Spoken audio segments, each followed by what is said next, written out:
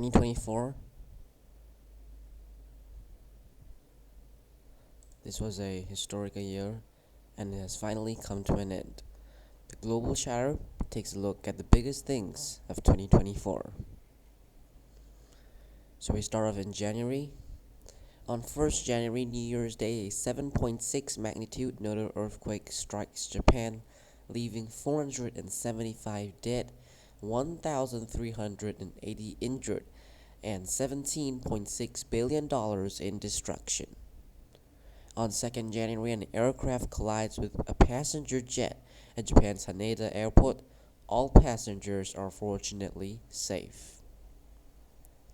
On 13th January, Taiwan's Lai Ching-te elected as president of Taiwan, and he will defeat pro-China rivals. On 14th January, Denmark's Margaret II abdicates, and she is succeeded by her son, King Frederick X. We look at February. On 14th February, Prabowo Subianto elected president of Indonesia and is inaugurated in October, succeeding incumbent Joko Widodo. On 28th February, Haitian jailbreak forces state of emergency and Prime Minister of Haiti to resign. Now we take a look at March. Things get interesting now. On 15th March, Russia's Vladimir Putin re-elected president in unfree and unfair election. That should be unfair.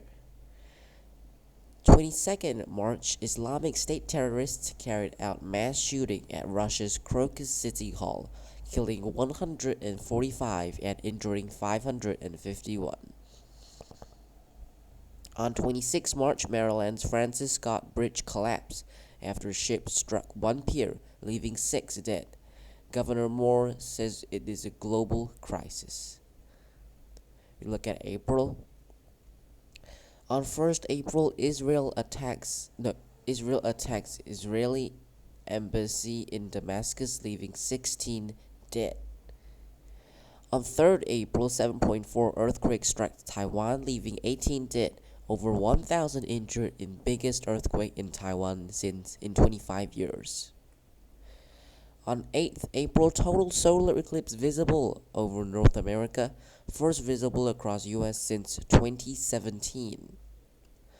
13 April, Iran conducts airstrikes against Israel, retaliation over attack on embassy in Damascus. On 10th May, the United Nations General Assembly passes resolution to grant Palestine the right to be seated among member states. On 15th May, Singapore's Prime Minister steps down, successor Lawrence Wong takes over. On 19th May, Iran's President Ibrahim Raisi killed in a helicopter crash hours after meeting Azerbaijan President. On 20th May, International Criminal Court seeks arrest warrants for Israeli Prime Minister Netanyahu and Hamas leader Yahya Sinwar. And on the 24th of May, International Criminal Court of Justice rules that Israel must halt military offense in southern Gaza, Rafah. On 29th May, South Africa holds general elections. Ruling African National Congress loses seats but still retains majority. On 30th May, President-elect Donald Trump is found guilty on all 34 counts of his hush money trial, the first time a former president has been convicted of a crime. Now we are halfway there. Let's take a look at June. On the 1st June, Indian election concludes as Modi's BJP underperforms, loses its sole majority in parliament. On 2nd June, Mexico holds general elections, Claudia Sheinbaum elected as first female president. From 6th to 9th June, the European Union holds elections, EPP still retains status as largest group in parliament. And on 14th June, the UEFA Euro 2024 is held in Germany and is won by Spain for the 4th time. On 23rd June, over 1,300 people died due to extreme heat in the Hajj pilgrimage. And on 24th June, WikiLeaks founder Julian Assange leaves UK prison after plea deal with the US. July. On 4th of July, Sir Keir Starmer leads Labour to a landslide win, ending Conservative rule after 14 years. On 5th July, Masoud Pezeshkian elected President of Iran, defeating Said Jalili in second round of election. On 7th July, France's New Popular Front gets most seats in parliament, but fails to have a majority, defeating ruling Ensemble and far-right National Rally. On 13 July, assassination attempted on President-elect Donald Trump, leaving a shooter and a spectator at the rally dead. The shooter was subsequently killed. The famous photo of him raising up his fists and his blood streaked across his face. On 19 July, CrowdStrike IT outage disrupts businesses at airports worldwide.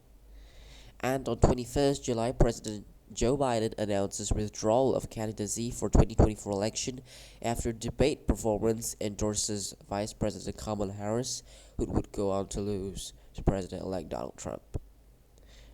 On 26 July, Summer Olympics 2024 are held in Paris. And on 31st July, Hamas political leader Ismail Haniyeh assassinated at his residence in Iran. August. On 1st August, America and Russia conduct prisoner exchange of 26 individuals. On 2nd August, Bangladesh PM Sheikh Hasina resigns and flees amid nationwide protests. On 14th August, World Health Organization declares Mpox a public health emergency of international concern. On 14th August, Constitutional Court of Thailand dismisses former Thai Prime Minister Srettha Thavisin, succeeded by Paetongtarn Shinawatra.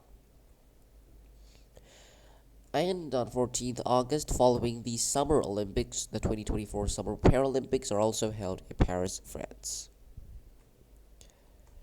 In September, on 15th September, Ryan Wesley Roth is accused of attempting to assassinate President-elect Donald Trump in Florida. Trump has been almost assassinated for the second time. On 17 September, walkie-talkies and pagers used by Hezbollah militants explodes, killing 32 and injuring more than 3,200. On 17 September, Anwar Kumar Dissanayake elected as Sri Lanka's president in election, first time in history that second round of vote tabulation was required to decide the winner. On 26 September, Hurricane Helene makes landfall in Florida as a Category 4 hurricane, leaving 236 dead and more missing. Also on the same day, on 26 September, more than 40,000 in Singapore sit for the primary school leaving examination, or known as PSLE, more than the number in 2023, amid a Singapore train disruption which lasted for 5 days. Looking at October. On 1st October, Japan's parliament elects Shigeru Ishiba as prime minister. He will succeed Fumio Kishida. On 1st October, Hurricane Milton makes landfall in Florida weeks after Hurricane Helene. On 16th October, Hamas leader Yahya Sinwar killed. And on 26 October, ruling party Georgian Dream retains majority in parliament amid suspicions of interference. And on 26 October, Japan's LDP loses majority, but still wins both seats. Shigeru Ishiba becomes prime minister, then retaining his position.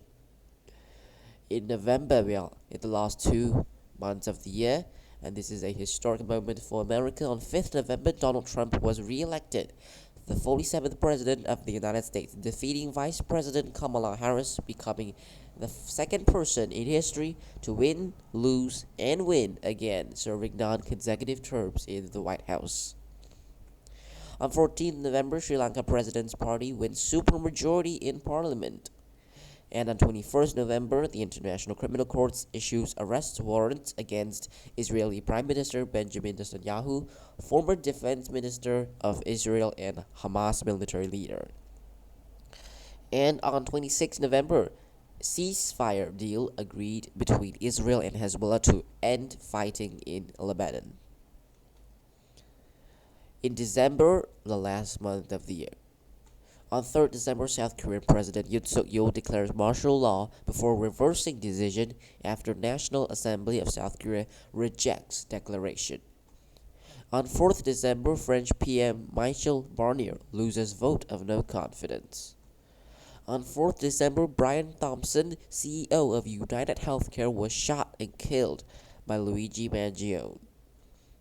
On 8th December, Syrian President Bashar al-Assad leaves Damascus after overthrown, ending Assad regime after 61 years. On 11th December, FIFA announces that Morocco, Portugal, and Spain will host together the 2030 World Cup, and Saudi Arabia will host the 2034 version. On 12th December, India's Gukesh Dombaranju defeats Ding Liren in 2024 World Chess Championship. And on 14th December, President of South Korea Yoon Suk-yeol has been impeached after the martial law fiasco.